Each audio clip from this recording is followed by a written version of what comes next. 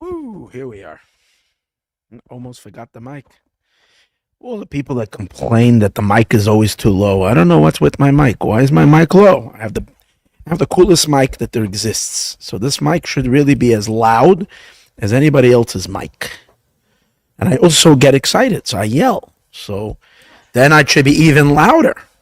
So why do I have these complainers that complain about my mic? No more mic problems. Okay, it's really loud now. Okay, if you're going to complain about not hearing me, it's your fault, not mine. Okay, thank you. Tonight's class will be Be'ezrat Hashem, sponsored by Ariella Bestamsky, and this is in honor of a dear congregant of Mayan, or sheer participator of Maya, who's been coming here probably in percentage-wise of listening to classes at Mayan. She's probably in the high 10% percentile. Sat here for hours and hours and hours and hours and hours, absorbing all the classes. Not in the last 2-3 years, but like before that, for many years. Her name is Ne'ima Chen. She passed away just 2 days ago. On Sunday was her shloshim. And let this class be l'schut aliyas teshama. She was a real tzaddiket of a woman.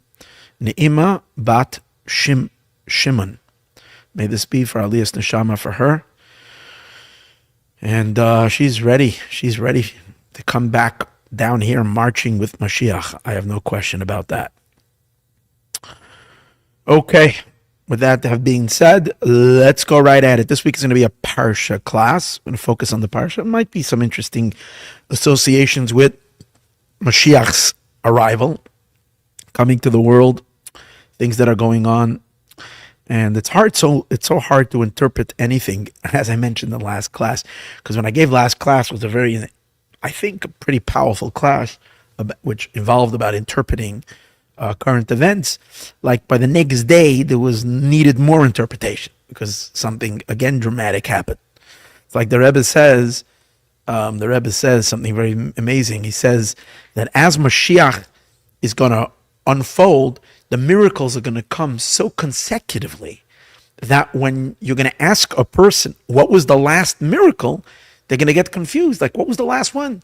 Because there were so many they can think about, and none of you are to be able to tell you which was the last one that happened, because just a minute ago another miracle happened. And we've been watching consecutive miracles nonstop for the last couple of years, but especially since this war and everything that's going on. And sometimes it seems like certain things seem to be a setback. Like today we're hearing news that there's going to be a ceasefire in Gaza. Now, that's a setback. If, God forbid, Hamas is not completely obliterated, that's a setback. That's no good.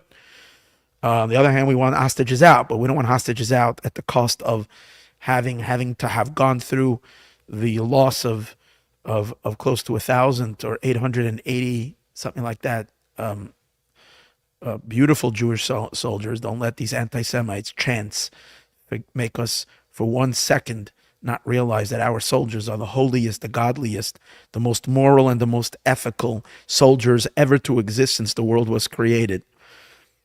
And all those who criticize them should go be ashamed of themselves. They don't have a drop of humanity and decency and ethical, one cell of true morality and ethics in their bones. Just a bunch of really, really, really cruel and wicked people, and a complete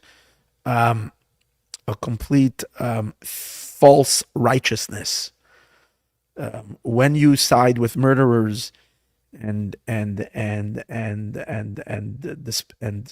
monsters who are born and bred on the idea, and I'm not talking about plain citizens of Gaza. I'm talking about those that create the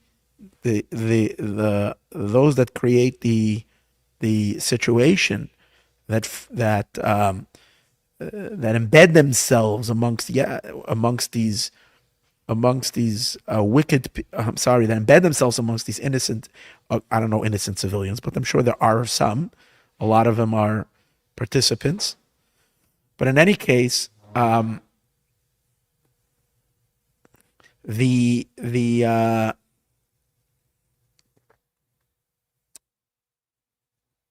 what was I even saying? I don't even remember what I was saying. Yeah, I was thinking about the soldiers being in. Yeah, so the war has to be finished, and right now so when you hear these news, and sometimes okay, there's going to be a ceasefire, a premature ceasefire, and so on and so forth. So we don't always know. Like, it creates a little confusion in the overall appreciation of the extraordinary miracles that we're experiencing.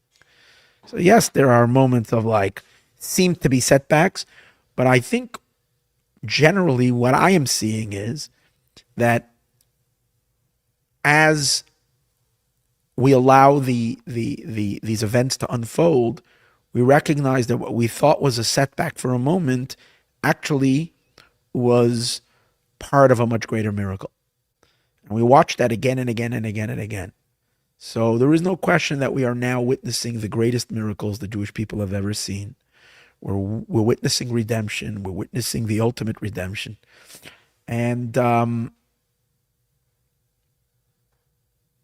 that's what I'm saying regarding my discussion regarding the events that are taking place. It's sometimes better to be silent for a few days, to watch things unfold, and then to come back and give commentary. So, and it's actually a very nice thing to study the Parsha as well. And not only that, that's what the class really is. It's a Parsha in my life class. It is beautiful when the ideas of the Parsha, or the ideas that are the miracles that are happening are so intense. Number one, that when they coincide with the Parsha, which I'm sure they always do. And number two, they become so compelling that you have to speak about them, even if you're not talking about the Parsha. It really is a Parsha class. Okay, so I do like to speak about Parshas Chukas, very interesting Torah portion. Now, we're all familiar with the red heifer portion of it, which is the beginning of the Parshas Chukas. But as you read later in the Parsha, it is a series of events that is discussed in Parshas Chukas, which all deal with the final period of time when the Jewish people were in the desert, right before they're getting ready to enter the land of Israel.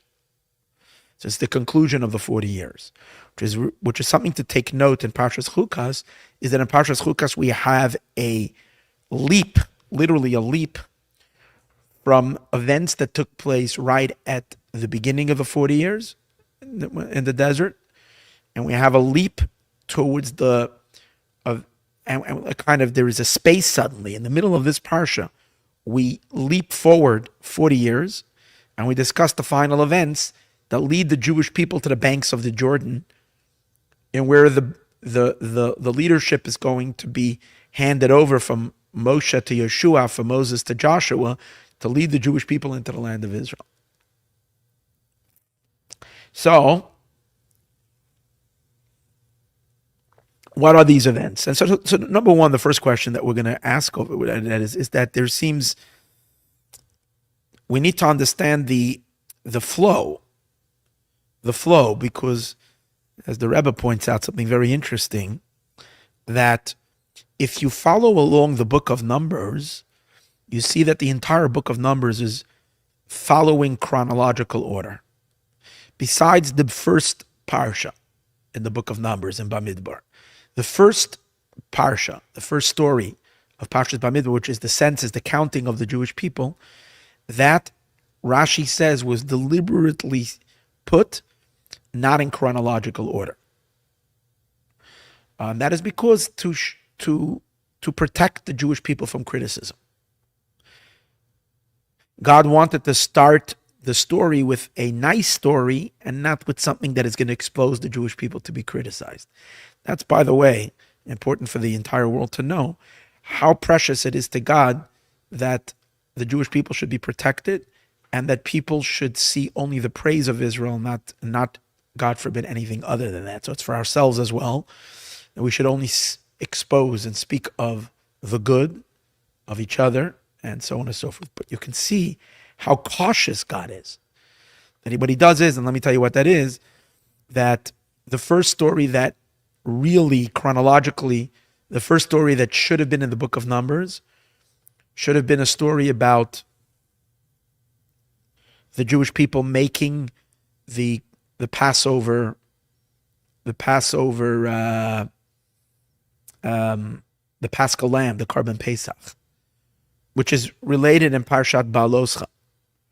Parshat Ba'aloscha is where the Torah relates the story of the Karban Pesach, and then it goes into the story of the people that were impure and they wanted to be part of this great mitzvah, and God gives them a second chance. And that story happened on the first day of the month of Nisan, of the second year of the Jewish people in since they went out of Egypt. So they went out of Egypt a year later on the anniversary of going out of Egypt, the month of Nisan, the Mishkan, the tabernacle. Again, the book of Bamidbar really starts once the tabernacle was built, which was in the month of Nisan. That's where the book of Leviticus, if you think about the narrative, you go back to the book of Numbers. We go out of Egypt. We go to Mount Sinai. We receive the Torah. And then there is the sin of the golden calf. Then God tells them and he forgives them, and they're told to build the tabernacle. That takes us from 6 months. Takes us from the Exodus, which is in Nisan, all the way till Tishrei, because they were forgiven on Yom Kippur.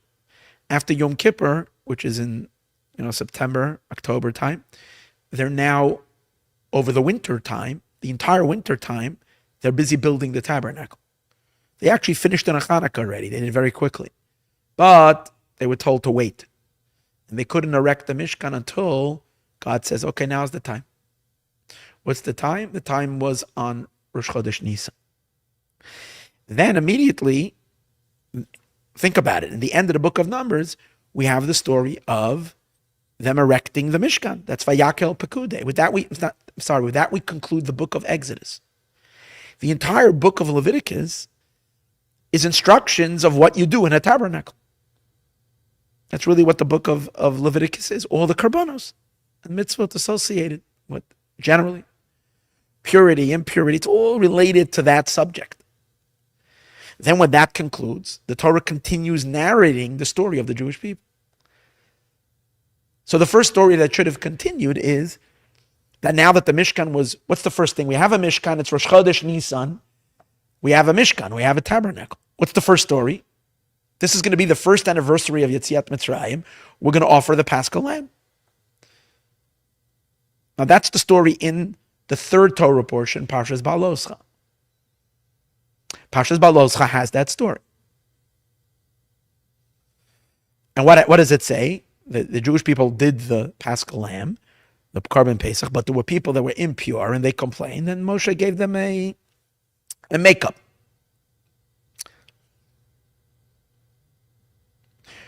That should have been right at Rashi says that should have been the opening story in the beginning of Bamidbar. Because that's kind of the first business the Jewish people got to when the Mishkan was open for business. Within the first 2 weeks, they have to already prepare for the Paschal lamb. That's like the big celebration that they did immediately. However, Rashi says there's something shameful over here for Israel. And that is that this was the only Paschal lamb they did in the 40 years. The rest of the time, they didn't do it. The second year, they didn't do it. The third year, they didn't do it. The fourth year, they didn't do it. That's why and the reason is because they didn't circumcise their children. They didn't circumcise their children because it was too dangerous to circumcise their children.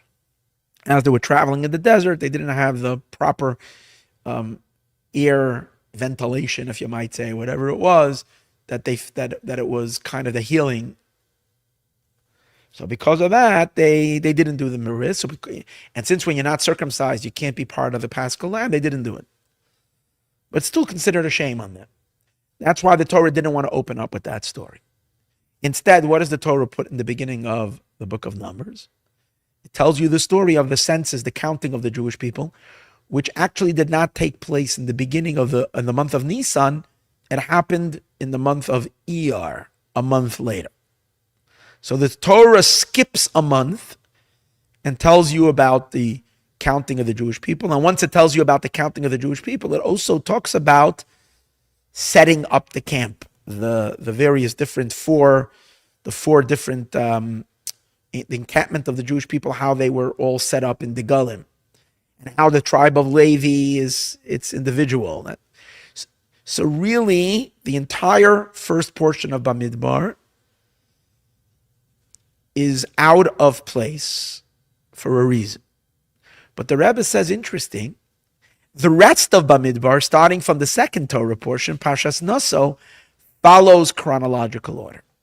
Why? Parshas Naso, which is the second parsha,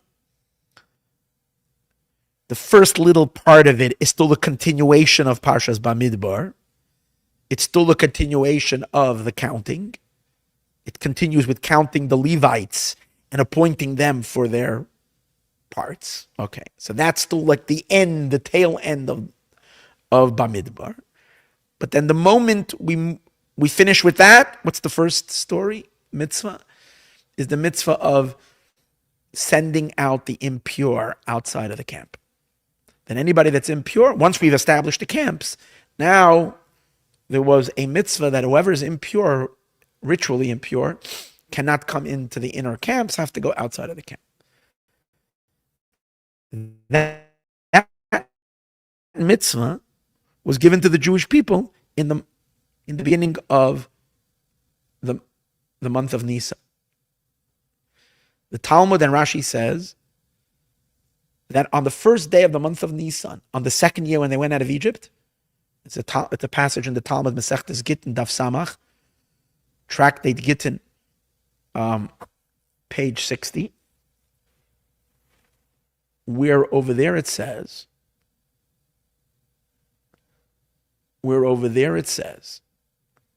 that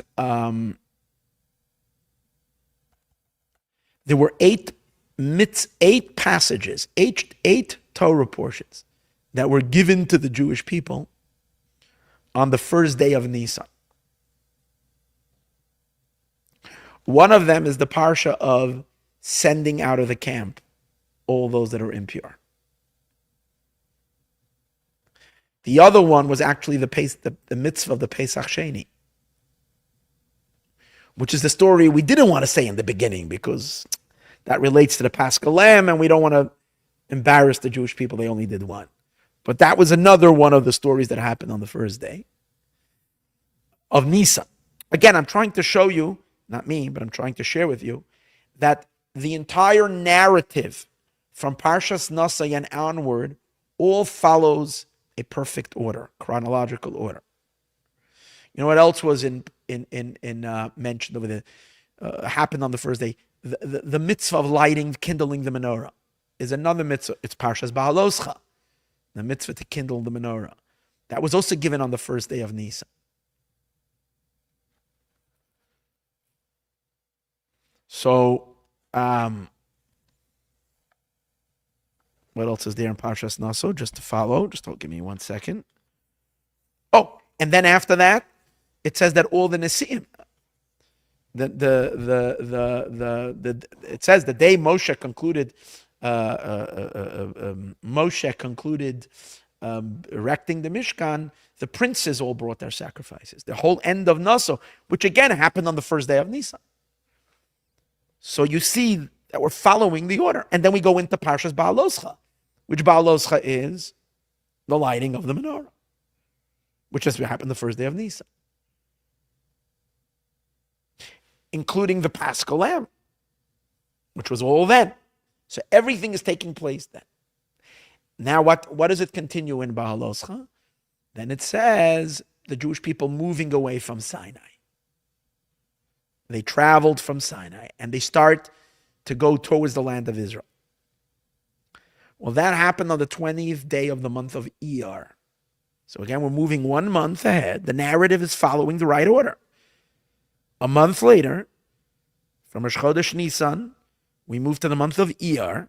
We move to the 20th day of the month of Iyar. And at the 20th day of the month of Iyar, now they're moving, and the Torah discusses the events that happened when they traveled. You have the story that they complained about the food that happened then, and you had the story with Miriam, who spoke ill about her brother Moshe, and she therefore was punished. And then, what was the next story that happened? Right after is the story of the spies, Parsha Shalach. That happened in the beginning of, I think the spies were dispatched in the end of the month of Sivan. It was 30 days they spent with the story with the Slav, the food. They complained about the food. That was a 30-day story. And now they're ready to, and then with Miriam, right, that story. And now they sent the spies. This is the end of Sivan. The spies went for 40 days, brings you to Tisha B'Av, brings you the entire month of Tammuz, 10 days into the month of Av, brings you to the 9th of Av, when they come back on the 9th of Av, 40 days later. They deliver the bad news, scary news, kind of. They scared the Jewish people. The Jewish people cried all night. And then God decrees upon them that they will all die in the desert, and for 40 years they will wander in the desert.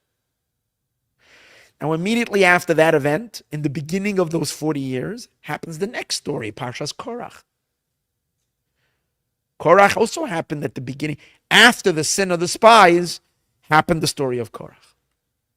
Stages a revolt against Moshe. So you see how the entire book of Numbers is following a perfect order of the chronological events of what happened.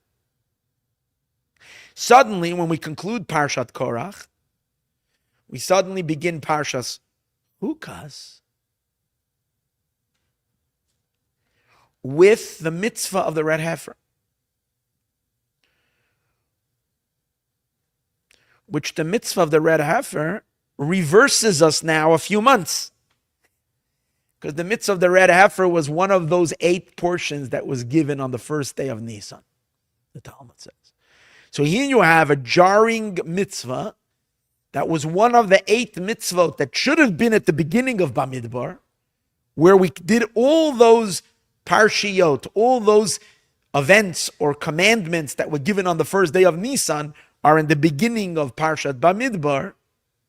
1 or 2 of them are already mentioned in Leviticus, in Vayikra, but so if anything, Chukas HaParah should have been there.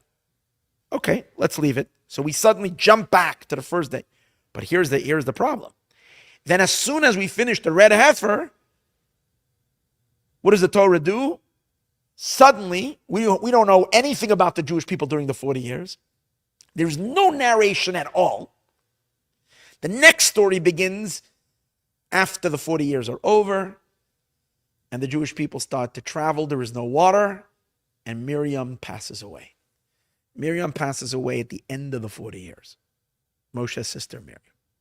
The next story after Miriam passes away is the story of Moshe and Aaron hitting the rock,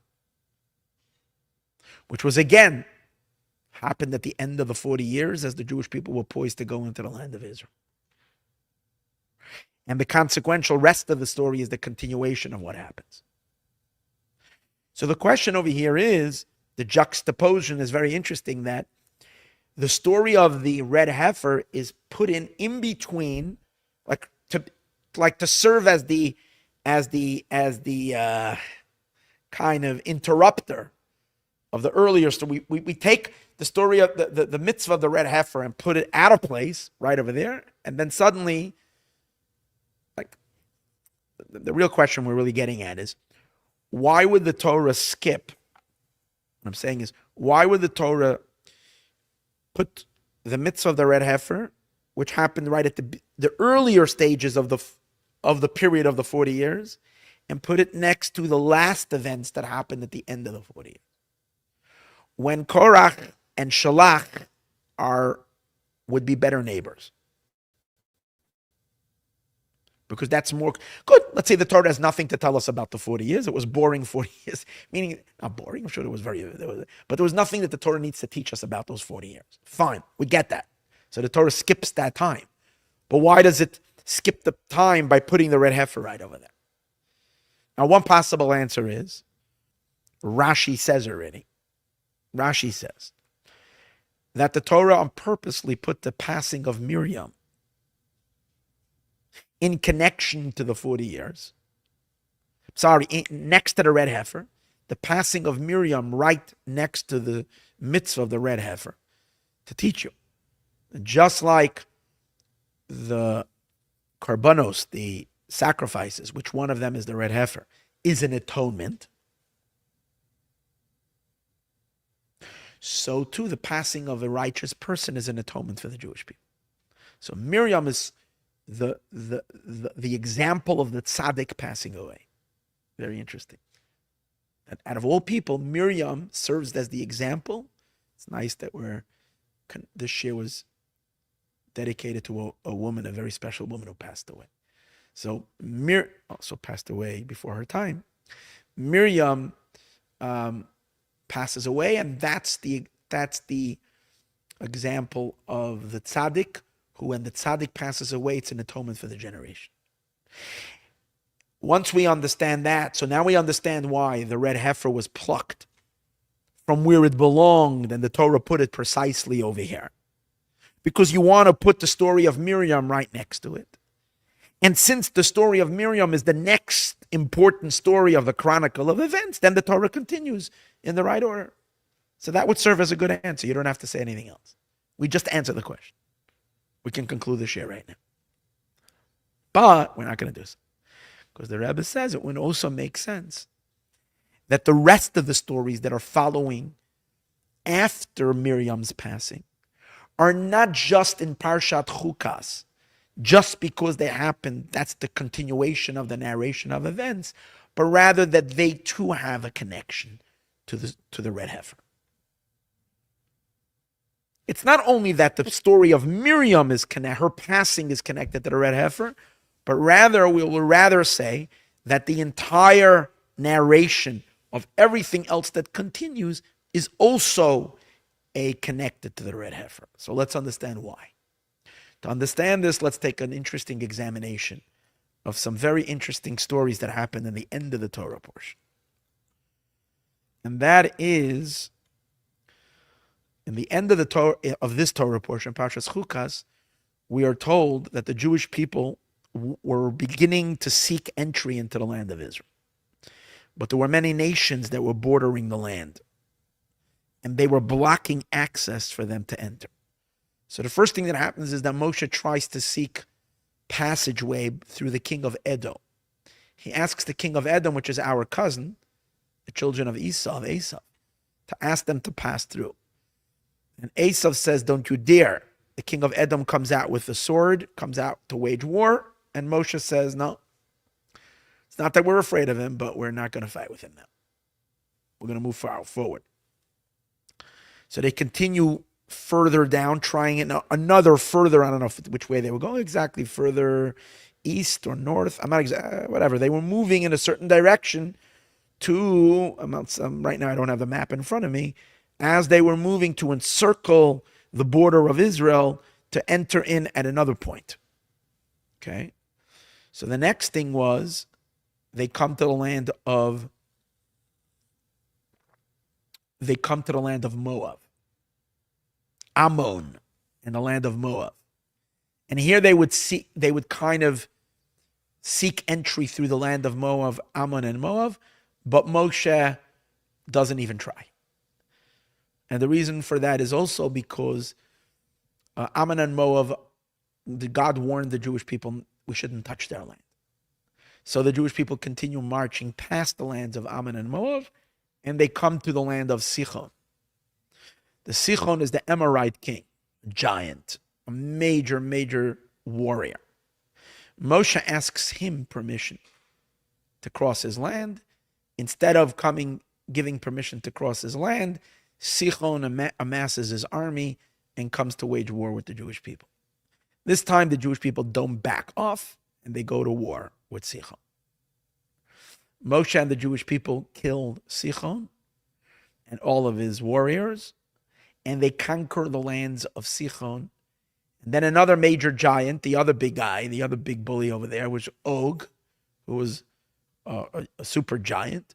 And Moshe was afraid of him, but God says, don't be afraid. I've given him into your hands. So Moshe and the Jewish people wage war against Og. Moshe himself actually kills the giant Og. And then the lands of Sichon and Og then are conquered by the Jewish people. Even though these are lands that are on the eastern side of the Jordan River. Sorry, they are on the western side of the Jordan River. And God did not promise the Jewish people, no. The lands of Sichon and Og, no, I'm sorry. The lands in Sichon and Og are on the eastern side of the Jordan River. And God promised the Jewish people the land past the Jordan River. The land of Canaan is on the west. So the Jewish people conquered the lands on the east side of the Jordan. This is pre-conquest of the land of Israel. Then Moshe goes, and as the Jewish people are taking possession of these lands that are not part of Israel, and again, we weren't even going to go take them. It was only because Sichon came to fight against us, came to fight the Jewish people conquered their land. And then they actually started settling those lands. What happened is Moshe sends spies to certain outlying areas to see exactly the situation with these people, with these cities. Which place? The pasuk says over here, Vayishlach Moshe sends Laragel to scout out Es Yazer, the city of Yazer. V'yilkedu b'noseh. So Yazer is one of the lands in the kingdom of Og. So it looks like even though they conquered Og, there were some distant outlying areas. So Moshe sends 2 spies to go scout out, see what the situation is, how the enemy is there, whatever. And the verse says, Vayilkedu. They went and they conquered it. Who conquered it? So Rashi says something really fascinating. It was these 2 spies themselves, the scouts themselves, decided, hey, why are we scouting it? Let's just do the job. So they went in there and fought with whoever was there, and they conquered the land. Vayilkedu b'noseh, they took its surrounding villages. I guess they took Yazer and its surrounding villages. Who were they? Just 2 spies them on their own. Vayoresh Samori Ashasham, they drove out the Amorites that were there. So Rashi says, Amaragdim ya. Now, and wait, I made a mistake. This is before they conquered Og. Yazer was on the way to the land of Bashan. Okay, so I'm sorry for what I just said. Just understand. The Jewish people had conquered Sichon's land. Then there was the Og territories. They haven't gotten yet to Og. Between the conquest of Sichon, the Amorite, and the lands of Og, the king of Bashan, there was some areas that Moshe sent these 2 spies to go check it out. And what happened is they came back and they said, well, it's ours already. Well, we took them down. So Rashi makes a very interesting statement. Rashi says, Amru, these spies said, Loi nasa karishonim, let's not follow like the earlier spies. Betuchim anu b'koyach tfilasi shel Moshe. We are confident in the prayers of Moshe li'alachim to go to war.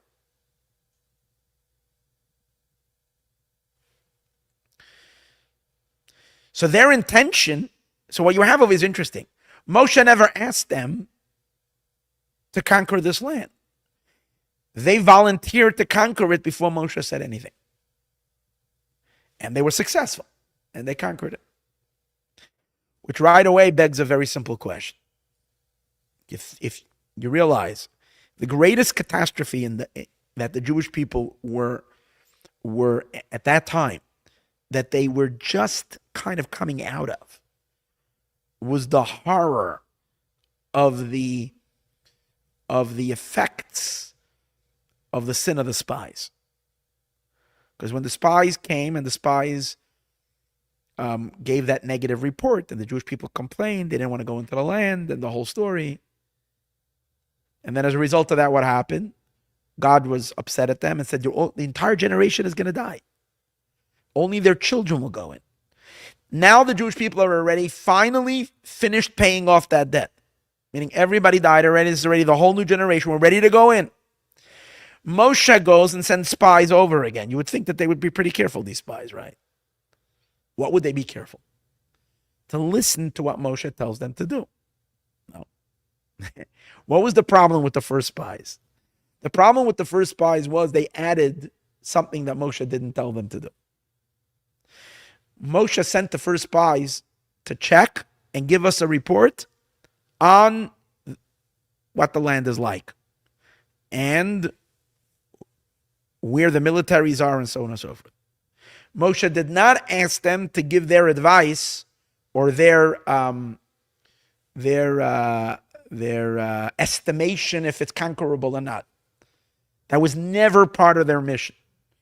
Their mission was to bring the facts, not to come and tell us if it's conquerable or not.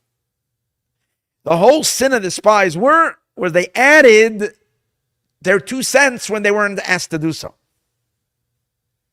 And this caused this was such, the Jewish people just paid an enormous price for that sin. So now this is the first time where Moshe is now sending spies again. So you imagine this must have really figured, first of all, he's going to pick the right people. Secondly, these people are going to be under the impression of what? Not making the same mistake. And what do? They do exactly what the first spies did. Moshe sends them to do something and never told them to go pick a fight with them. And they go and they fought and they conquered. And there's no criticism. Which is really, really interesting. Not only that, what inspired them? You could say they, for a moment, they had a senior moment, you know. They forgot what happened to the spies. Rashi says the opposite. They remembered the spies. And they said, we are not going to do like those spies. So it's not like they can say, oh, I don't know, we forgot, maybe, whatever. They remembered what the first spies did. And yet they did exactly what the first spies did. In the sense that they added to the mission that they were given. And it seems from Rashi that this was a compliment. This was not a problem. This is regarding this story, and here's one more part to that as well. You see in the narrative of the story is that the Jewish people start settling these lands that are on the eastern side of the Jordan River. They start settling in these lands. Soon we're going to learn, the verse says, Vayeshev Yisrael be'eretz Amori, the Jewish people settled in the lands of the Amorites, and not so much in this Torah portion, but here well. Vayikach Yisrael as kala ara me'ela, the Jewish people took all these lands. Vayeshev Yisrael, the Jewish people. Vayeshev over here doesn't mean they sat down on a log. Vayeshev Yisrael means they actually started settling these lands. Now, what it says over here, very, very short and a very without elaboration, in the Torah portions that we're going to read, which is Parshat, not Balak, in a few weeks from now, Matot and Masai, in the end of the book of Numbers, we're going to have a more of an elaborate story that how they settled those lands. That those lands were primarily settled by the tribes of Reuven and Gad, and the half of tribe of Menashe. They were the ones who settled those lands. And the story that we are told is that they approach Moshe and they say that this is a very fertile land. We like this land. Don't cross us over the Jordan. Give us the land over here. Moshe in the beginning has an issue with their request. He gets very upset at them. He accuses them of being similar to the spies. But then they clarify to Moshe, that it's not because they're afraid.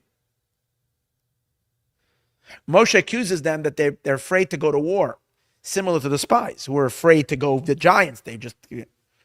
So Moshe thinks they're the same thing. They want to do that. They're chickening out. So now they might as well just take the land over here instead of going in. So Moshe is very sharp with them. He calls them sinners, like very. But they explain to Moshe, it's not that we're chickening. Quite on the contrary, we're willing to be the first. We're willing to be the front of the chalutz. We're going ahead. We're going to be the first soldiers. We're going to march in front of the Jewish people in the conquest of the land. We're going in the front lines into battle. It's just that we want this land. Once they made that promise with Moshe that they were going to go into the land of Israel, and they're going to lead the conquest of the land of Israel, Moshe accepts what they said. Obviously, he got God's approval, and he gives them the land east of the Jordan River to settle the land. Which over here is also a little bit, not the same question we had before, but a big question. I mean, we're going to the promised land. A land that God promised Abraham, Isaac, and Jacob. That's the promised land. And that's the Holy Land. Obviously, if God promised it to the Jewish people, it means because this land has got incredible godly significance and holiness and so forth. And in order to be worthy for this land, we have to be in Egypt, enslaved and purified. And everything is all a preparation to come to the promise. And we're waiting for 40 years. It's delayed. There is the dream of the land of milk and honey. And suddenly, when we're almost there, a bunch of Jews say, we like it over here. We want to be in Chutz La'aretz. And it's accepted. No one has a problem.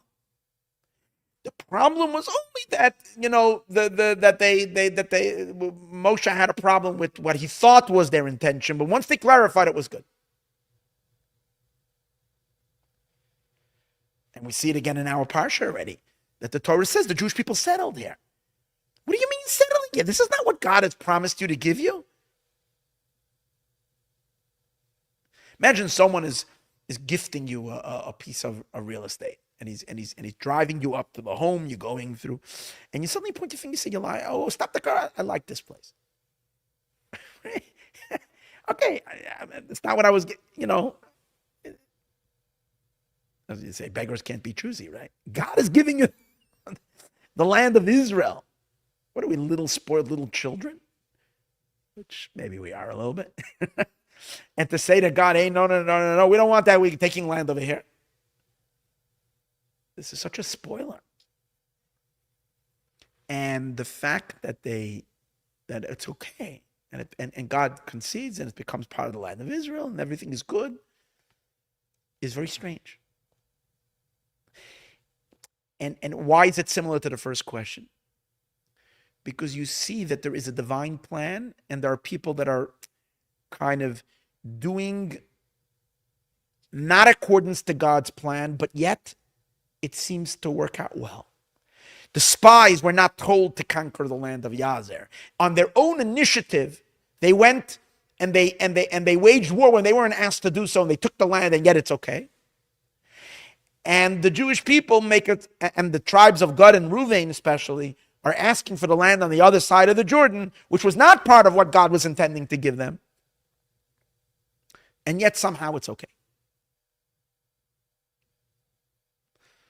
So it seems to be, at the best, it's like God tolerated it. But you don't have that sense in the Chumash that it was just tolerated. In the Chumash, you have a sense that, yeah, this is good. So how do we explain that? So the answer to all of this is that we have to take a look really at the land of Israel from a bigger. Let's first look at the spies a minute before we get to the land of Israel. The spies.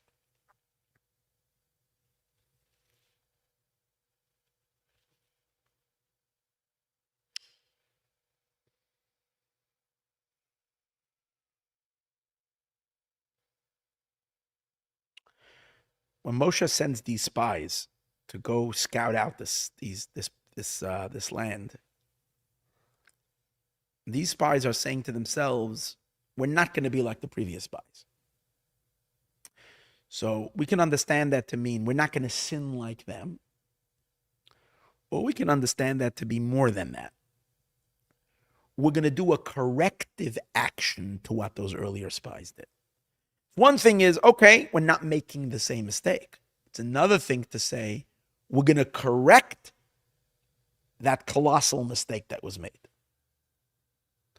We're going to do a repair for the Meraglim to the best that we can.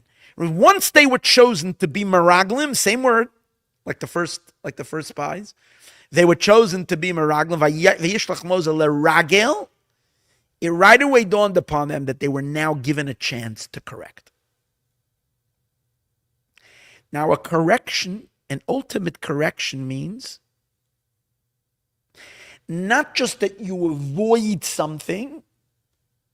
Avoidance is not a complete avoidance is good, but it's not the repair. The ultimate repair is to be in the exact same situation that the damage was done and to repair it. To go back into that space, so to speak. It's like Rambam says that when a person makes sins, Rambam is talking about a person sinning with a forbidden relationship. So Rambam says that the real ultimate tshuva, how do you know that the person really did tshuva? Is if he's in a situation that he's in the same kind of setting like he was. We learned a few weeks ago, we had that whole story of the hotel with the sister, with the whole story. It was a very interesting story about a person who sinned, right? So you have a similar story like you had then. You're in the same setting. You have the availability. You have the same desire you've had. It's the same woman, so to speak, with the same opportunity, that's what Rambam says. And yet the person doesn't do the sin. Oh, now you fixed it. Now, the person has to be smart. If you're not ready for that, you shouldn't put yourself into that situation. Because you can't come back and say, I was really wanting to do tshuva, but I ended up sinning again. Then, obviously. But the real tshuva is to get back into that situation and then correct. So what these Meraglim did, these spies did, they said like this. Let's get to the core over here. Moshe is sending the initial spies to assist the Jewish people to go into the land and to conquer the land. To go into the land of Israel. What did the Meraglim's report, the initial spies, what did their report do? They added, but their addition that they added subtracted from the goal that what they were supposed to do. What was the goal? The goal was to bring the Jewish people into the land of Israel. So if they would be going with the notion, we are going to go, let's go back to the first spies. If they were to go to the land of Israel, and they know they're going there, and they're going to see the land, and to come back with a report to assist. But they would do whatever they can to come back and hype the Jewish people up with excitement, with fervor, with energy, more than they were even asked. No one would have any complaints against it. More is not always a problem. The more is a problem when you're going off the intention. Quite on the contrary, the ultimate showing of devotion and dedication to something is when you asked me a little bit, I gave you even more than you've asked. So they added, but the initial spies added, but their adding was a subtraction. These spies said, we're going to do exactly what the other spy, we're going to add. But our adding is going to bring us closer to the Jewish people entering the land. We can come back to Moshe and say, oh, there's a couple of gunmen over there. There's a battalion over there, and don't worry, we can get around them, or we can defeat them, or whatever. But instead, they said, why are we doing that? Why waste time? We know Moshe wants us to go take the land of, to conquer this whole area and get into the land of it. Let's just do it. You're only two people. How in the world are you going to do it? Well, with Moshe's powers, we can do anything. So they went with bravery in an aggressive manner, more than they were told to do, and took the land. And they were successful. And they got a thumbs up, not a thumbs down. They corrected, to a certain degree, they corrected the first spies. Precisely because they did exactly what the first spies did. They did more than Moshe said, but more advancing Moshe's interest and the interest of God of the Jewish people taking the land. Obviously, you can only do that when you're absolutely certain and you're deeply connected to the mission and to the purpose, and you're utterly selfless. But when you're utterly selfless and you're devoted to the mission, you could step beyond those boundaries of what you were told. Not everything has to be told. There are sometimes when you get a certain vibe and you get the gist of what God wants us to initiate. God wants us to go even where you weren't told exactly to build me the palace. But we should do it anyways. Those of you who know I'm very into the idea of starting to build a palace for Mashiach, and some people will say, well, we weren't told. Well, that's exactly the point. God wants Mashiach to come. Let's start building a palace. If we have to move it from one place to another, we'll move it. But there's no prohibition of building a palace. Let's all build the palace. Let's welcome Mashiach. Let's actually do something. But we weren't told. Yeah, that's precisely why it's so beautiful. This is the thinking here. And the Rebbe says this. He says that once they understood that the objective is going into the land and clearing the path to go into the land, so they were told to go check it out. They didn't just check it out. They cleared the mines on their own so that the Jewish people can cross right over. They took the land on their own. They didn't just come with a report where the mines are. They came back and did it more than what they were supposed to. And with this, they fixed the Meraglim, who also did more, but did more to subtract.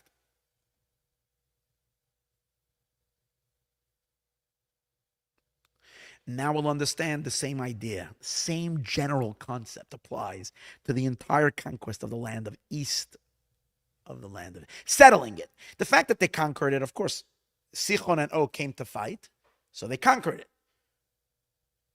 But the Jewish people could have said, okay, this is conquered land, but we're not going to settle it because this is not the land of Israel. When they asked to settle the land, it was similar to the same idea that we just spoke. It actually it was consistent with conquering the land of Israel, not a subtraction. It was an addition, and it was a perfection in the conquest of the land of Israel. And why is that? Something we spoke about a few years ago already, but very, very important. You see, when God promised Abraham the land of Israel to begin with, God promised Avram Avinu a land of 10 nations.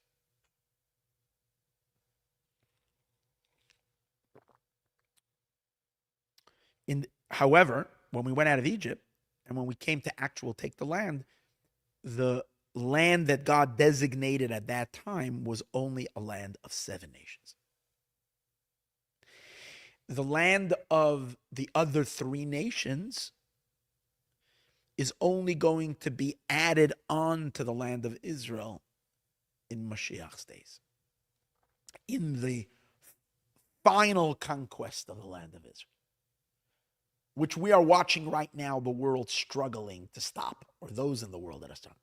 The entire struggle right now, Palestinians, Gaza, this, that, everything, the whole world, the whole politics of the entire world with the Iranian war, with whoever doesn't realize that the entire story of life today, that's moving the entire world, is all the final chapter of God giving the land of Israel to the Jewish people, is literally blind. This is the story. This is the story of every headline that you're watching. It's all one story. And because we're at the final chapter, that's the tension. That's the tension. In any case, so from God's plan,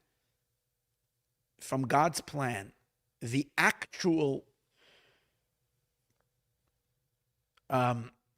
development of the land of Israel as a Jewish homeland, as a land for the Jewish people, was going to come in two stages. Stage one, when the Jews would enter with Joshua, with Yeshua. Stage two, in the days of Mashiach. The land of 7 nations immediately, the land of the other 3 nations in the time of Mashiach. Now,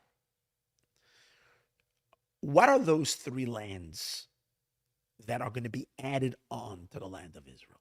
Which 3 lands are they? So they're called Keni, Knizi, and Kadmoni. But that's a name that God uses in Parshat Lech Lecha, by the covenant that he makes with Abraham. That's what he calls them.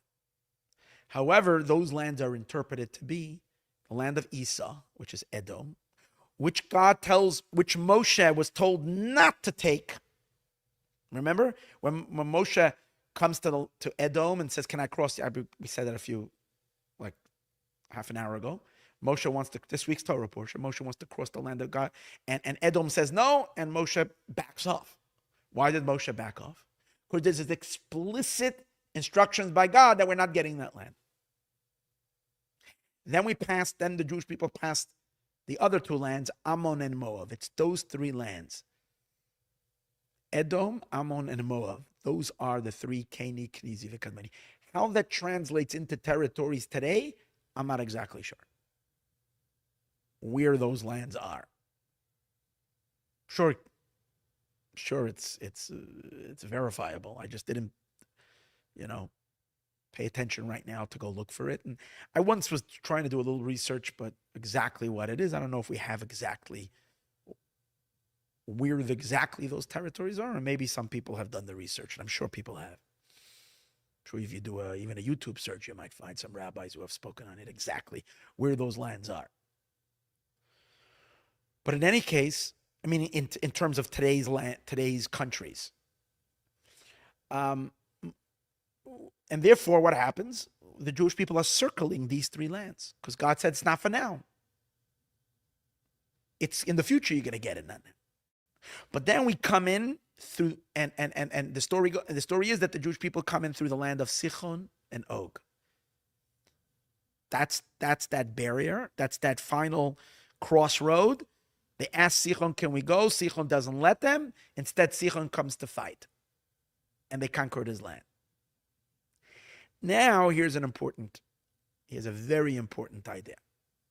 Part of the land of Sichon was a city called Heshbon. And it was a big, powerful, important metropolitan city. It was a very significant city. The Torah tells us that Heshbon, that city of Heshbon, was once part of the territory of Moab. The Moabites, they owned Heshbon. It was their territory. Sichon, this Amorite king, waged war against Moab. It's a verse this week against the first Moabite king, and conquered that land and annexed that land to the Amorite kingdom. So you have a nice big city and a nice piece of land. I'm not exactly sure the acreage or the size of that land, which was once part of the Moabite kingdom. Then it was transferred to the ownership because the Amorites were the ones who conquered it. It became Amorite land.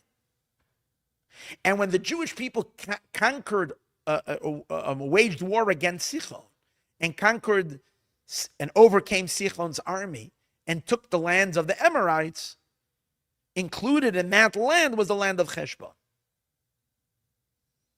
which technically is part of the territory that they're supposed to get in the days of Mashiach, but we were told we can't have yet. However, the Talmud says that that particular territory, since it was already taken by the Jewish people, we were not allowed to conquer it. But since it was conquered by a foreign kingdom, and the real estate was transferred to become an Emirate land, it became kosher for the Jewish people. So we actually got a snippet of the future land that's going to be ours in the days of Mashiach. There was a little piece, a part, that was destined to be the Jewish people's land only in Messianic times, but we've already conquered it back then in the conquest of Joshua. Not with Joshua, but actually with Moshe. Based on this, the Rebbe says something very brilliant, and very deep, powerful, and very important. The Rebbe says that's the reason why the children of Ruvain and the children of Gad, and that's why you find in general the Torah relates that Jewish people settled these lands. And why Moshe was not upset when the children of Ruvain and Gad were asking. Because the Rebbe says, you know what their real intentions were? Their real intentions wasn't, there was what they said, and then there was something deeper motivation. Because the argument, I forgot to mention this earlier, why is Ruvain and Gad asking for the lands of Sichon and Og, the eastern side of the Jordan? Why were they asking for those lands? They were asking for those lands because those lands were very good pasture lands, very good for animals. And the children of Gad and Ruvain, they had a lot of cattle. And much, much cattle. And they realized that this is very good pasture land. So the Rebbe, by the way, asks a question. So we're going to see the deeper. It's not like the excuse that they're giving is not the real motivation. Of course, it is the real motivation, but not the superficial meaning of it, but something much deeper, which we're going to get to too. If you're going to argue that the reason that they're asking for that land was just because they wanted pasture lands for their animals, you got to ask yourself a silly question. I mean, this is the promised land of Israel that you're supposed to go to. And now you have better lands for your cows. So you're going to forego on getting a piece of the promised land? How many people in the world that are God-fearing people, who are Bible people, would give up their big territories? What do we call it? Not territories. Ranches in Texas and in Oklahoma, that they can have a piece of the city of Tzfat, even if it's a small. Be given a piece of the Holy Land of Israel. I guarantee you there would be actually probably thousands upon thousands that would make the exchange. Because people value, even today, even non-Jews, the Holy Land. You're talking about the biblical land? Mike Huckabee wouldn't give up a piece. I don't know where he used to be governor of in somewhere Oklahoma or whatever. So not Oklahoma, I forgot everywhere. He wouldn't give up. People that are believers, of course. You are from the Jewish people. You're lucky to have a piece of God's real estate. No, but there's better pasture land in New Zealand. Are you kidding? So we have to say it wasn't such a, and if that would have been their reason, you think Moshe would have agreed to them? He would have hit them over the head. He'd say, what are you, imbeciles? Have you lost your mind? Have you lost your soul? So the Rebbe says, no. You know what their motivation was? They wanted that our conquest of the land of Israel then and our settling of the land should be already the beginning of the Messianic conquest. So they wanted to live and settle the part of Israel that really is only going to be part of Israel in the days of Mashiach. But now we're not allowed to. But the little bit that we are allowed to, because we've already conquered it, and we were allowed to conquer it. Why was permission granted? Because Sichon had already cleared that prohibition. Sichon had already driven the Moabites out and made this land become part of Amorite land. And once it's Amorite, then we're allowed to take it. So they had vision. In other words, they sensed. Let me put this a little deeper. They sensed that the holiness of Israel, when Israel is a land of 7 nations, is very, very compromised compared to the holiness of Israel, when Israel is going to be a land of 10 nations.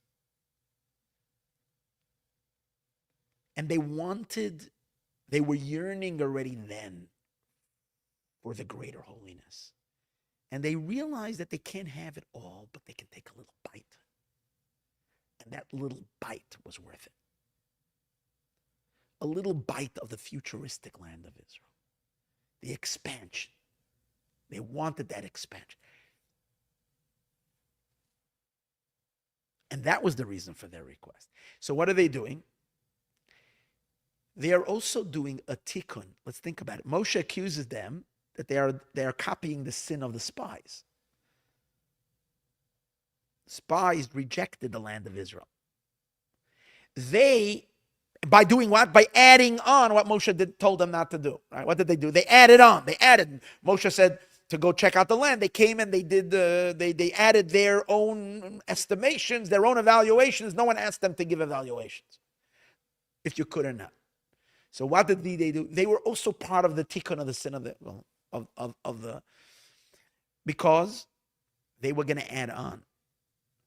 But they were adding on not because they're rejecting the land of Israel for a life in the desert. They did want the land of Israel, but they wanted Israel. They wanted more Israel. They wanted Israel with the cherry on the top, with the icing on the cake. They wanted Israel in its perfection. Those add-ons are good add-ons. This is a very important lesson in our own lives and everything. God wants us to be partners. God wants us to initiate. When we know His will, and when we know where there is a.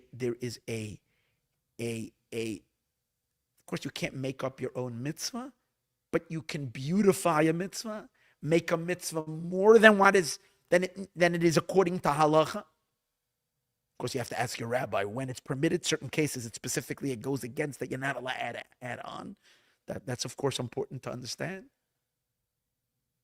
But the general idea of increasing, if it's not serving a selfish purpose, but it's serving God's desire and God's want, is kosher. Not just that, but is desirable.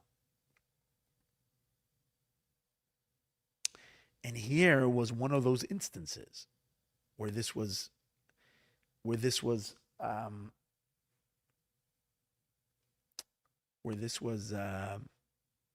portrayed, and this was expressed, or this was where in both these stories, both the stories of the spies who went and conquered, even though they weren't told to conquer, and the Bnei Gad, the Bnei Ruvain, who asked. If no one would have asked, we wouldn't have done it. We wouldn't have settled it. But there were those who said, hey, there is a vision. There is a bigger vision. The land of Israel can be the land of Israel plus.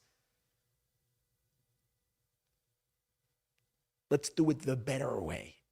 Let's get Israel in its most perfect way, in as much as it's possible to have that perfection now. Now, let's take this one step deeper. We've already discussed that the land of 7 nations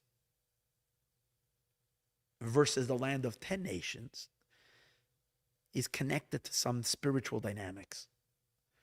those who study Hasidus with us, various different classes we give, are very familiar that the divine attributes are divided into two categories. There are 10 divine attributes. 3 of them are the divine emotions, and 7 of them are the divine emotions, and 3 of them are God's intelligence. Chabad, Chochma, Bina, Das. That's the intelligence. And then there is the 7 emotions.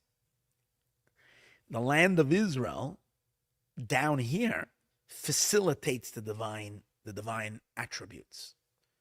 And that's the reason why the land of Israel is destined to be a land of 10 nations. Because all of the divine faculties will be able to manifest in these 7. Because the whole point of Mashiach is the mergence of heaven and earth, of the divine and the world, all the way down into the physical territory. Physical earth itself will become one with God's, and with God's personality.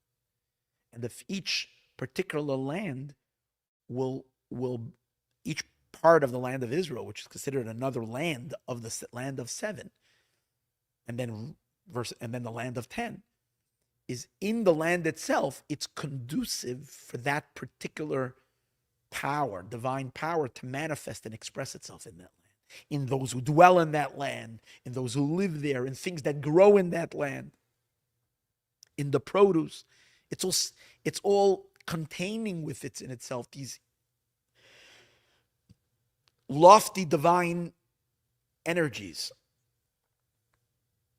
And now we'll understand why we only have 7 in our conquest in the past, 3 in the future. Because until Mashiach comes, we've never really activated the divine intelligence. All the Torah that we are studying now is godly intelligence, but the intelligence that are meant to be the guide for the emotions. We don't have pure divine intelligence for the sake of intelligence. We have a very low, inferior level of divine intelligence, which the intelligence is meant to just sort out the emotions. So what we really have today is access to God's emotions. And that manifested, and even when the Jewish people were in the land of Israel and this temple stood, and people were able to have deep godly experiences in the land of Israel, it was primarily to connect their emotions to God's emotions. But the mind, the expansive divine mind, human beings to be able to have a divine mind, they were able to have a divine heart, but they were not able to have a divine mind until Mashiach comes. When Mashiach comes, then God's intelligence will be downloaded into our intelligence, and we will have incredible expansive mindfulness and incredible expanded intelligence, holy intelligence. And therefore we know that the Torah, we learned it many times, the Torah that we're going to learn in the days of Mashiach is going to be infinitely greater than the Torah we're learning now. And that's going to express itself in the physical manifestation of the land of Israel becoming territorially bigger. We're going to have extra territory, which is the land of the 3 nations. Edom, Ammon, and Moab. Chabad.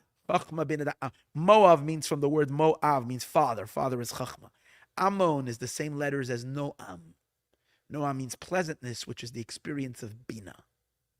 Edom, which is red, represents intensity, is the experience of Dat, which is also the experience of Keter. Dat is connected to Keter, to the crown.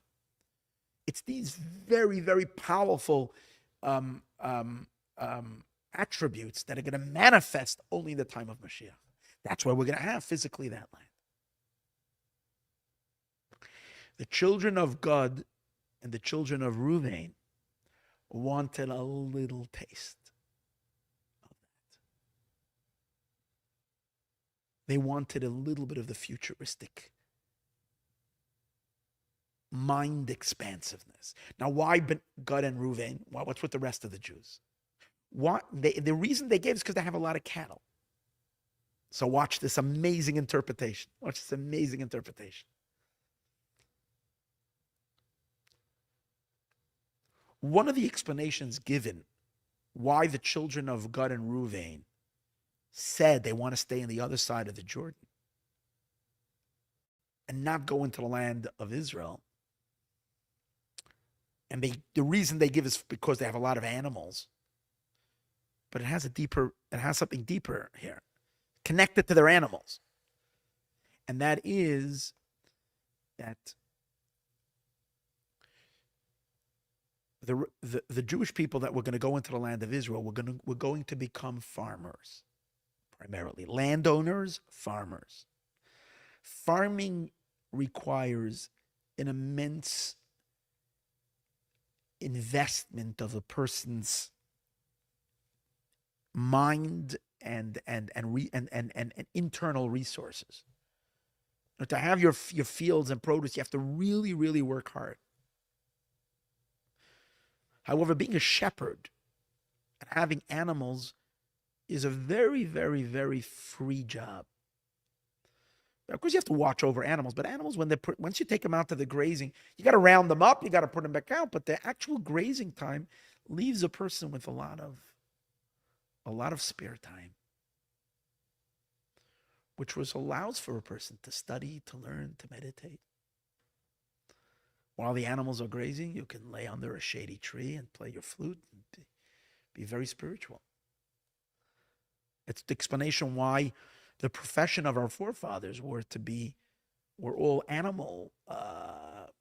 They raised animals because it allowed them to make a livelihood without becoming engrossed in the material concerns and worries of this world. They were able to be above. And that was the reason why the Bnei Gad and Bnei Reuven, it's a tribe of Gad and Reuven, wanted. It was a spiritual reason. It wasn't a physical thing. They wanted to have pasture lands for their animals so that they don't have to engage in farming. But we only ask the question, well, that's exactly the sin of the spies. The reason the spies didn't want to go into the land of Israel, the deeper reason, wasn't because they were scared of the war. It was they were scared that by going into the land, they're going to become materialistic. They're going to lose all connection. The very, very free life that they had in the desert, which they were able to spend most of their time studying and meditating and prayer, and they're going to lose that. They didn't want to go into the land. So here comes the children of Reuven and Gad, and they're repeating the same thing. And the problem with that is God wants us to be engaged in the land because that's the only way we can sanctify earth. So why are they different? Very, very, very important. The original spies rejected the entire notion that it's important to sanctify earth. They felt that it's greater for a person to be connected in a more spiritual level without the sanctification of earth. And that goes against God's entire purpose for creation. God wants to have a home in the lower world. God wants us to bring divine consciousness into the earth. However, the Bnei Gad and Bnei Reuven, the children of Gad and Reuven, had a whole different outlook. They said, of course, we got to go into the land. We got to become farmers. We got to do all the work to elevate regular, ordinary, mundane life. But if everybody does that, then if the entire community is engaged, then we will lose sight of why we're doing it. And instead of us becoming sublimators of earth, we will become sucked into the earth. You need to have some people who remain aloof and above, and they kind of keep the rest of the Jewish people in their right mindset.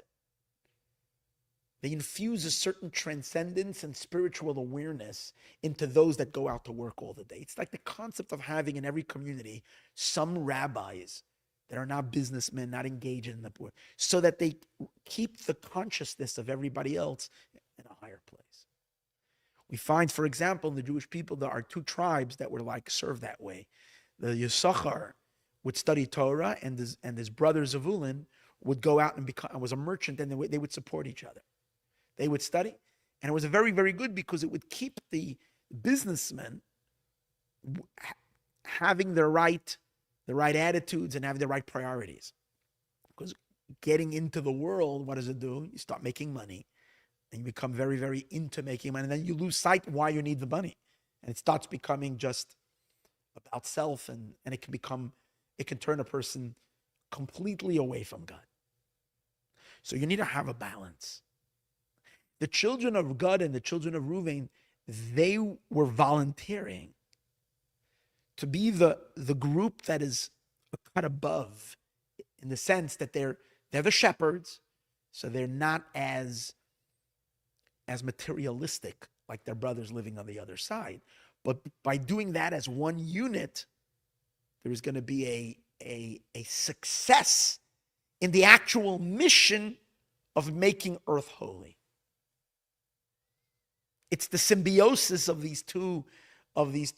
It's like having Shabbos in the middle of the week to keep us aligned with God. Imagine we wouldn't have Shabbos and we would just non-stop be in our businesses. We would all have lost every trace of godly spiritual awareness. It's because every 6 days and the seventh day we take a break and we devote ourselves to spiritual pursuits. That keeps the entire week in a higher place. So too within the Jewish people, you need to have a group that's above. So that's very consistent with what we were saying earlier. The seven lands is the lands of the emotions. Emotions are far more engaged in life than there is the intelligence. The intelligence is the aloofness, the higher. In other words, like the rabbis who study and have a deeper understanding and keep everybody else above, keep everybody else afloat. So the children of Gad and the children of Reuven, they were Chabadniks, meaning to say they were in a higher level of mochin, a higher level of understanding. And that's what we mean, it fits very well with the days of Mashiach. Because the days of Mashiach, as we said earlier, there's going to be an incredible expansion of intelligence. And the world's going to be filled with divine knowledge. They wanted already back then to have a little bit of this higher knowledge. And the Rebbe says this fits so beautifully. Why Gad and Reuven? It could have been anybody else. Why was it Gad and Reuven? So regarding Gad, particularly the tribe of Gad, we know that the Gadites, they were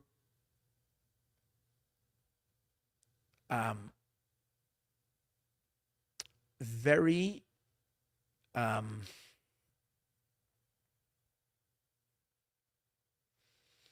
they treated the manna that fell. They loved the manna. We know that the Jewish people had a hard time with the man. The man that fell from heaven every day was the most nourishing food, but it didn't really fill your stomach. So if you wanted like food that will feel, it filled them spiritually, and it gave the body whatever it needed, but without the, like we say, the crunch of the pickle, without that. So the Jewish people complained about it. Because of that, in addition to eating man, the Jewish people would also eat a lot of animal meat. They would have barbecues out there in the desert every day. Tzedakah, Yankel was making a barbecue, and then the other neighbor was making, and their friends came over, and everybody was eating meat. And they had man, but in order to compensate for the lack of like this, they ate. The children of Gad, the reason they had so many animals, that's what it says in Reb Yonas and Eibshit says this. The reason they had so many animals because they loved the man. And they were happy with the man. They didn't touch their animals. So their animals increased because they were never ever shechting their animal. They were satisfied with the man. And the Reb Yonas and Eibshit says, he's a great rabbi who lived in the 18th century. 18th century, early 18th century.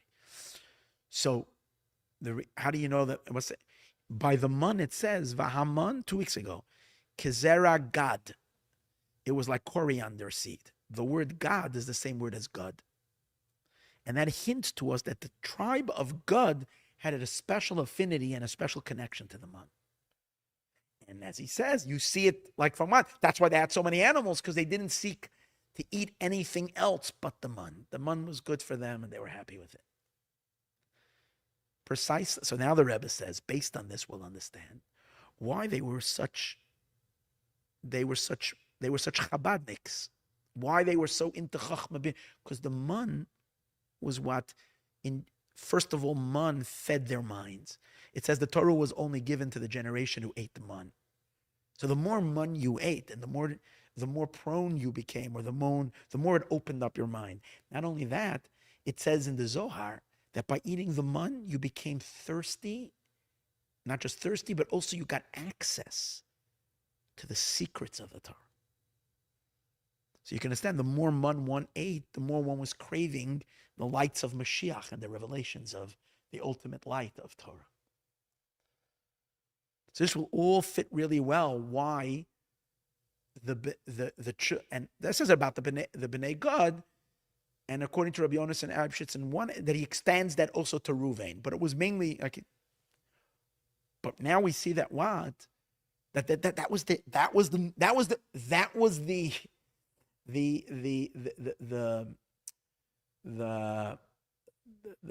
motivation and the drive to stay on the other side of the Jordan. So what do you have over here?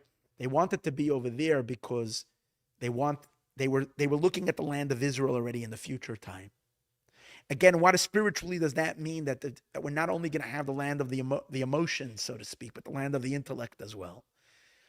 And the children of Bnei Gad and Bnei Reuven wanted to be shepherds, which also indicate the same idea, a little bit above the engagement with the world. Not in a way of disconnecting from the job of refining the world, quite on the contrary, enhancing the job of refining the world. In other words, those people that are going to be in the land of Israel proper, they're going to be more successful in their work in elevating the material world because they have visits and neighbors who are keeping them on a higher standard, because they're feeding them from this higher knowledge, which is the Bnei Gad and the Bnei Reuven. The Rebbe points out a very interesting halacha that fits so beautifully with this. There is a very interesting law. It's a Mishnah, Masechtas Yodayim. The Mishnah says that the sages instituted that now the eastern side of Aver HaYarden, the eastern side of the Jordan River, was considered part of Israel regarding many laws. For example, they had to keep Shemitah, the sabbatical years. However, that was only during the first temple era. Once the first temple was destroyed and the Jewish people were driven out of the land of Israel, there's a certain level of holiness of the land of Israel that kind of we lost, because it's dependent on the Jewish people being there. Then later, when we came back for the second time, when the Jewish people resettled the land, when they came with the permission of the Persian king, and they came and they resettled the land, then they only did it on the western side of the Jordan, not the eastern side of the Jordan. So the eastern side of the Jordan lost its status. So it's not obligated anymore in sabbatical laws. Okay? It doesn't have sabbatical laws. So the Mishnah says, interesting, that they still have to keep the laws of tithing over there. They would tithe. Now, when it comes to the laws of tithing in Israel, the way tithing would work is that the first two, the laws of tithing were based on the 7-year cycle. 6 years of land of work, 1 year of leaving the land empty, and then again. So there are two types of tithing. The first of all, there's the tithing you give to the Levites. That applies every single year, besides the sabbatical year, because there's nothing, you're not working the land, you're not obligated to tithe. But only, right? But what you give to the Levites. But there's a second tithing that needs to be given. After you give a tenth to the Levites, you still have to do a second tithing. And that would it's very special. That would be different depending which year in the 7-year cycle it was. The first, the second, the fourth, the first, the second, the fourth, and the fifth. That means 4 years out of the 6 years. 7th year, there won't be tithing. The 7th year, because again, nothing is growing. Or even if it grows, you're not obligated in tithing. But the work years, when people are producing, it's 6 years. So the first, the second, the fourth, and the fifth. You would give the tithing, the second tithing would be kept by the owner of the field, but he would have to eat it in Jerusalem. You would bring it up to Jerusalem, and you could eat it only in the city of Jerusalem. So it would force people to come to Jerusalem and whatever the reasons are for that. It's a mitzvah, it's a commandment. The 3rd year and the 6th year, the second tithing would go to the poor. In other words, after you gave to the Levites, the next, you would still take off another tithing of your produce and give it to the poor. That was when the 3rd year and the 6th year. How about on the 7th year? 7th year, no. The lands are free for everybody, so everybody can collect. Poor and rich can take equally. Everything is ownerless. Fine. However, how about in the other side of the Jordan? The sages even though it wasn't biblical anymore, because again, in the time of the Second Temple, they didn't conquer that land, but there were Jews that lived there. If they had a field, it wasn't biblical that they have to tithe. But the sages instituted if they have farms there, they have to tithe. The sages made an interesting law. They instituted a law.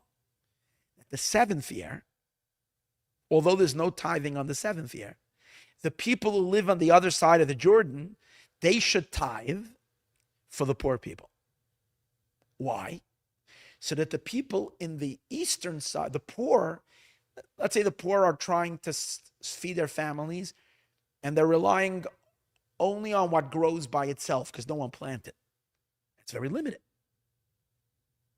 The people living in Israel proper, the poor people on the 7th year might find themselves in a deficiency. In order to help them out, they can cross the Jordan towards the farms on the other side.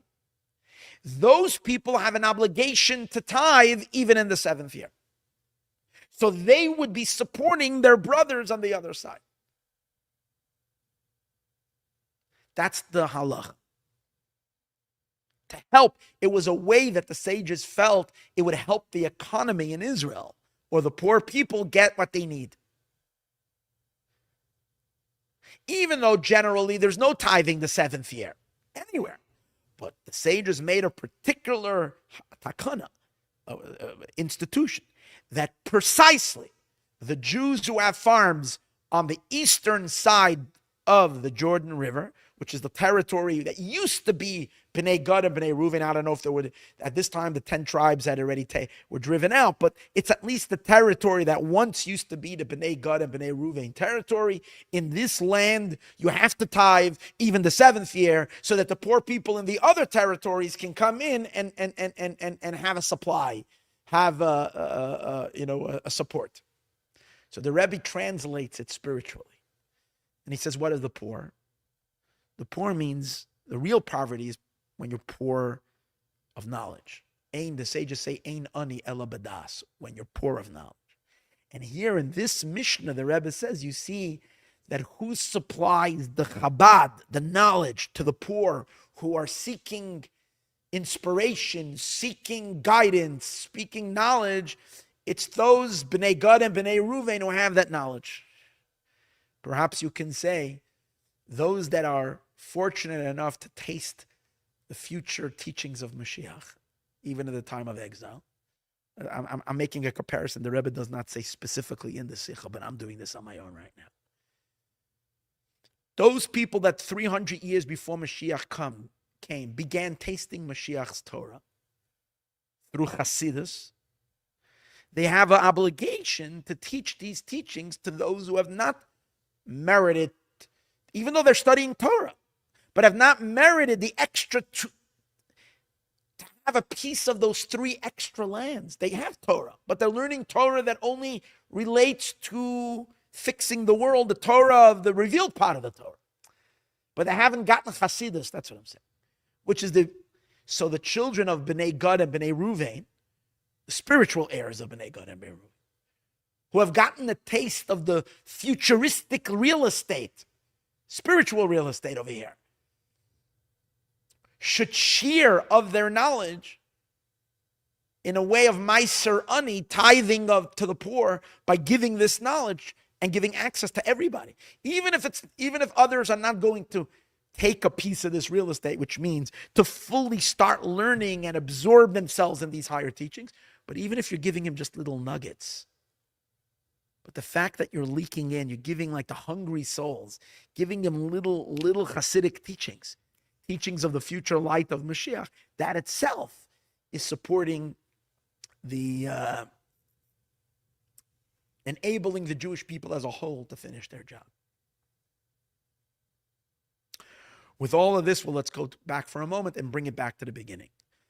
Now we'll also understand, after we've explained why these 2 stories are very desirable, even though they did more than they were supposed to do, because it was already it was not only that they didn't sin the same sin of the Meraglim, but they actually, as we said earlier, the spies, they actually did a tikkun on the Meraglim.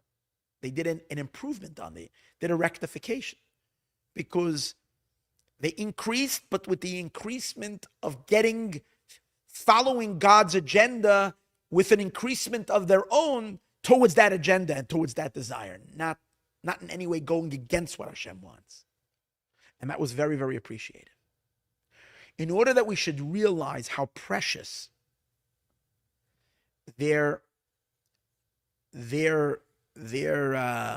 contribution was, that this was a noble thing, it was a good thing, even though the Torah itself doesn't say that necessarily with a compliment. The Torah just tells you the story. In order that we should get the understanding that this is noble and this is good and this was like this was consistent with God's will. It wasn't against God's will. The Torah purposely puts these stories in Parshat Chukas, which tell us about the red heifer. Why? Number one, the red heifer we mentioned earlier was one of those commandments that was commanded by God all the way in before the sin of the spies, before the sin of Korach, before even the mistake that Miriam made. It was like at the really good old days. Before we had any problems, we were just erected the Mishkan. Everything was moved. Everything was in its perfect state. Unlike the last stories, which happened already, in other words, if you just follow the narration, you realize that the entire book of Numbers is a decline of the Jewish people. We're declining from sin to sin, from problem to problem. If the story would continue with these stories, we would kind of read it negatively as well. We would be, the Torah has to put something in over here to stop the fall that was taking, and to realize no. The stories that you are going to read now in the end of Parashas Chukas are very desirable. They're not a continuation of the spiritual decline of the Jewish people. So therefore, the Torah stops it, puts the red heifer, which was number one, the time that the mitzvah of the red heifer was said was in a time when there was when the Jewish people were still in a very elevated state. Not only that, Chukas itself, the word Chukas, this is already more Hasidic, means, in addition to a law that's beyond reason, Chukas also means an engravement. Lachakok means to engrave something, which is indicative of a level of attachment to God's will or attachment to what's true in a way that you become inseparable of it. That's what it means engraved. That the Torah is engraved in us. Our bond with God is engraved in us. The difference between writing something, sometimes it says write it on your heart, but much more than writing it on your heart, it's better if it's engraved on your heart. When you write something, you can erase it. When you engrave it, it's part of you. The Torah purposely takes these stories and puts it in the Torah portion of engravement. That's what the red heifer represents, engravement. Because the Torah introduces the mitzvah of the red heifer with the word chukas. Chukas means engravement, the engravement of the Torah. Is to show that these people acted out of an engraved connection to God. And that's why, here's the thing, that's why they acted super bold and ambitious in taking the land, even more than what they were told. And also, this is very interesting, also, that since, on the level of engravement, you can't differentiate between the land of 7 and the land of 10. You can't separate between, we got a gift from God, and then it was 7 lands, and eventually we're going to get 10. You realize that there's really one gift. There's really one land of Israel. It's a land of 10. Technically, there are stages, but it's really one. And the fact that back then, when you're going in to take the land the first time, you're already sensing the ultimate land of Israel. Its completion, Israel and its completion, is because you're tapping the essence of it. In the essence, they're not two they're not two gifts. It's one gift. On a level of practical application, it's 2 gifts. On the level of essence, it's one. The children of God and Reuven were coming from a place of essence. That's why already at that time, they're already sensing Mashiach. They're sensing the full gift. They can't separate between, now it's not, even then, of course, in as much as the Torah allowed, they were pushing the envelope to the furthest they can to already have a taste of Mashiach, to already have a taste of the ultimate redemption.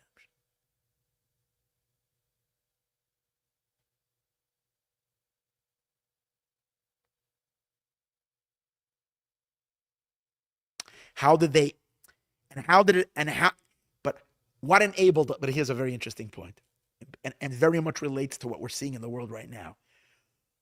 What enabled all of this to happen?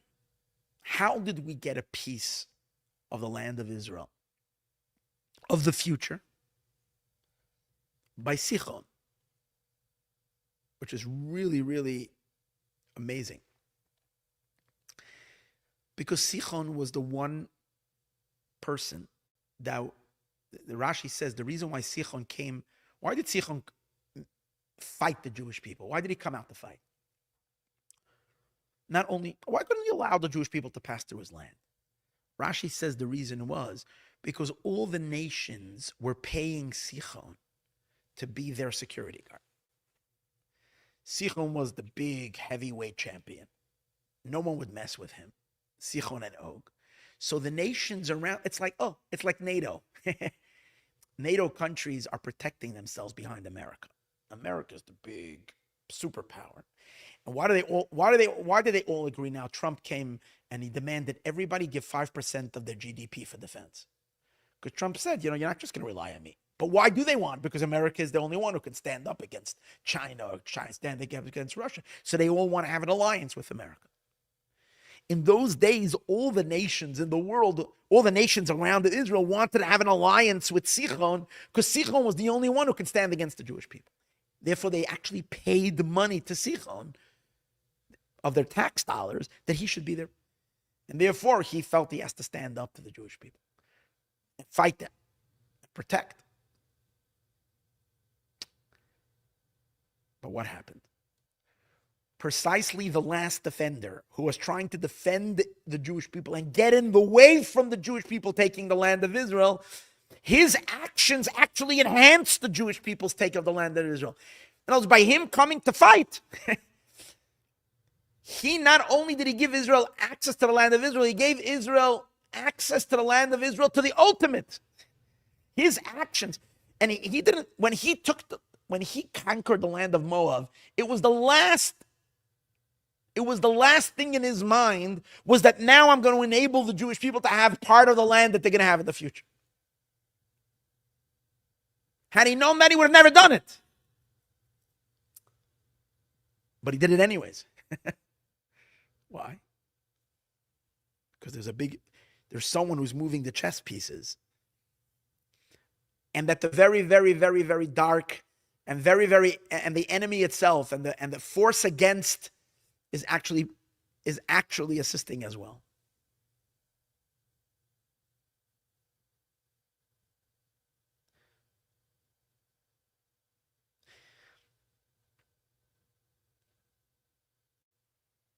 And the Rebbe takes it a step forward even more. So you see, Sichon's actions, which were self-motivated by self-interest, he too was assisting the divine plan. And not only was he assisting the divine plan, he was accelerating the divine plan. Because he gave access back then to the future land he moved things 3,000 ahead of time to have the Jewish people have a more perfect land of Israel back then, which is already, he gave us a head, what do you call it, a head start on the ultimate Israel back then. And the Rebbe says, how about the fact that God tells us how about God's commandment? When God says, don't touch Moab and don't touch Ammon. It's a commandment. So you would think that God's commandment for us not to touch Moab and Ammon is because God is, for whatever reason, God is telling us, hands off, lay off, I'm not giving it to you yet.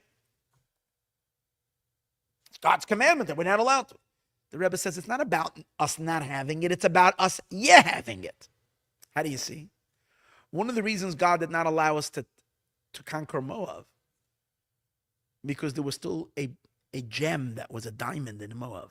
If the Jews would conquer Moab and they would destroy Moab, then Ruth, the grandmother of King David, would have been destroyed. So in order to save Ruth, who's going to be who's later going to produce King David, who from King David is going to come Mashiach, who Mashiach is going to be the one who's going to conquer all those lands. So when God tells you no, it's not no, it's yeah, but it's a no for the yeah. Even Hashem's commandment not to bother Moab to begin with was not about not having the land Israel proper. It was about having Israel proper. But the divine plan is going to be realized through a no that will eventually bring to a yeah.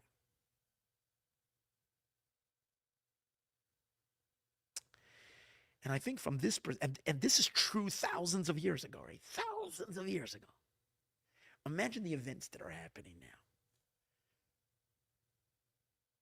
When you take a look and you see seemingly all these obstacles to Mashiach, all these obstacles to the land of Israel, all these, and sometimes so sometimes, first of all, we see a Sichon move. I'm going to show you in today's news. I got very excited. A real Sichon move where Sichon conquers something and that paves the way for the Jewish people to take it. So right now there is this ceasefire that is kind of being discussed. So today there was a news story that Saudi Arabia is demanding that one of the conditions for them to make peace with Israel, to join the Abraham Accords, is that Israel has to finish the job in Gaza because they cannot let Hamas in power. So you hear what's going on over here? Saudi Arabia, who has been like the kingdom of Arabia, who had like been the ultimate like backbone and in terms of finance of all the anti-Israel sentiment for years. Okay, recently we've seen it as Iran, but Saudi Arabia has been there for way back then, financing all this war against Israel. Yet now they are the ones asking and saying, listen here. Now, Trump, we know, wants very much to get the Nobel Peace Prize. He's very, very interested in getting Saudi Arabia to make peace with Israel. And again, I don't know what he's thinking, but it wouldn't be beyond my thing to think that he would be willing to forgo on Hamas staying in power there in Gaza and thinking about, we'll deal with it another time. If only we can move the peace process, stop the wars. He's known as a peace president to stop the wars and so on and so forth. But imagine, I don't know if all of this is certified. But imagine if the reason why Trump will not push that on Israel and will allow Israel, Israel can do what they need to do, don't have to listen, but it would be helpful if they're supported by the United States, especially after the bombing of the nuclear, right, by America, which America's kind of dangling it over Israel's head. We saved you, so therefore you got to listen to us, right? If that's true, America didn't save Israel. Israel saved America, really, ultimately. But let's even superficially look at it that way. But now, I don't know. I don't know how that's going to play out. But if Saudi Arabia is threatening and saying, listen, until Israel does not clean out Hamas completely, we're not dealing with them. Because the Hamas is still a leftover of the Iranian, whatever that Saudi Arabia can't stand.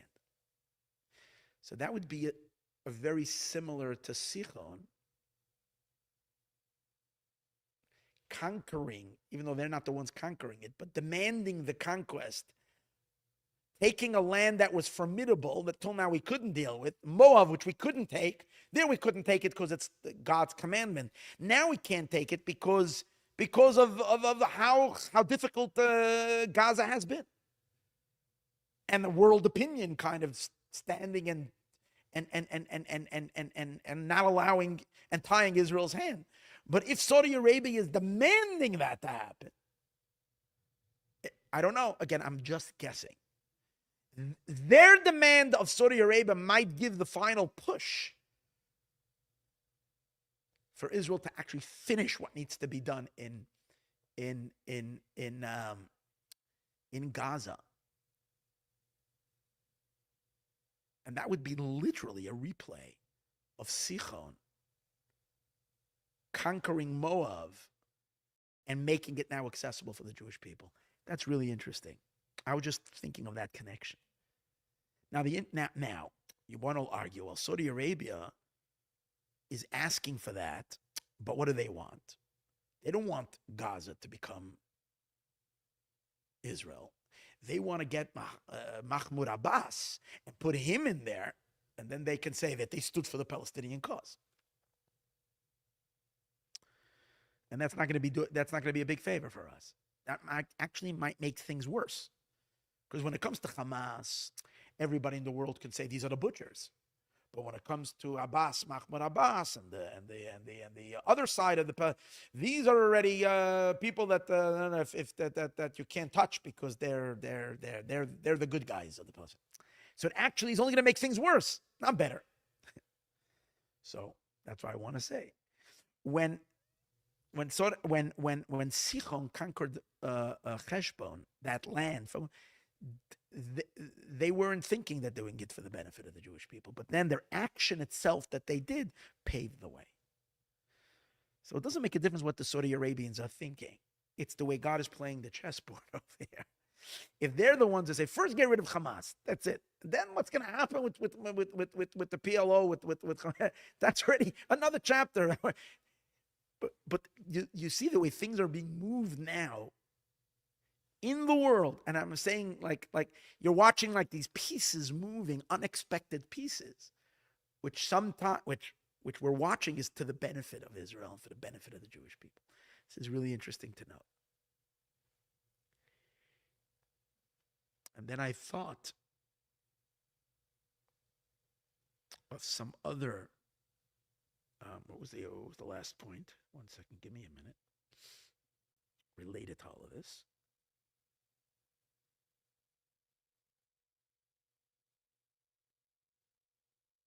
I don't remember. It was like a really cool idea. I don't remember. Okay, if I don't remember, it wasn't supposed to be said.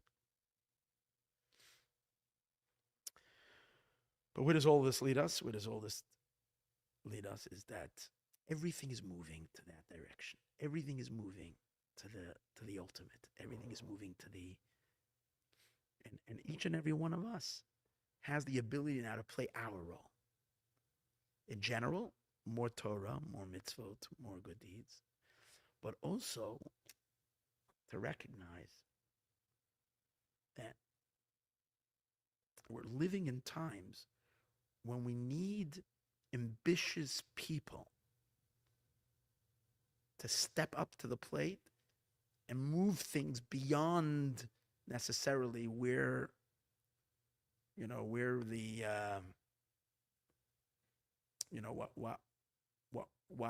what is like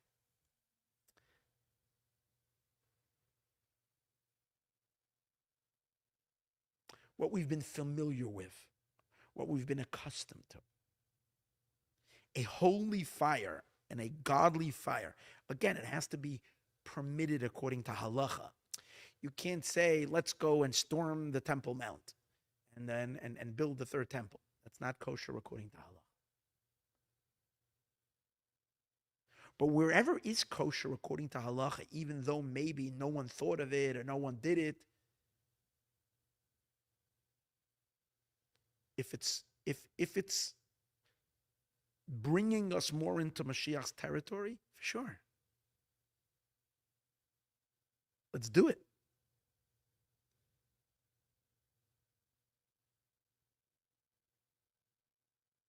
As you see in these stories, again, in these stories of the Torah, how the people themselves moved it past where Moshe Rabbeinu told them, past what even God initiated.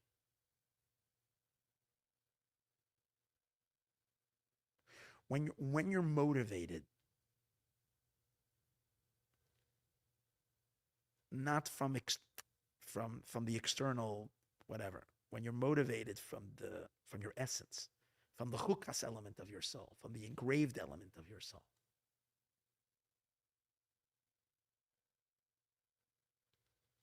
And you follow that, of course, obeying the principles of halacha, then this holy boldness, or this holy chutzpah, or this holy aggressiveness is the way to go. And it could be that's actually right now what is needed. And I'm sure there's different types of applications to this.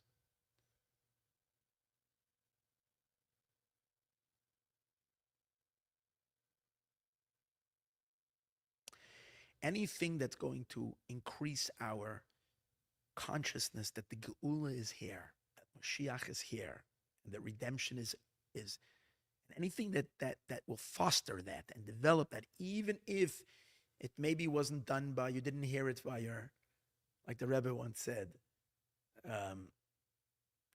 about himself, talking so much about Mashiach. The Rebbe said, like, I haven't heard it, I myself have not heard it from the previous Rebbes. I haven't heard it from my father. And the Rebbe says, I even haven't heard it from myself before the last years. Like, kind of like it's organic. It's coming out. It's the time, something like that. I'm not quoting the exact words, but that's it's calling for. The times are calling for it.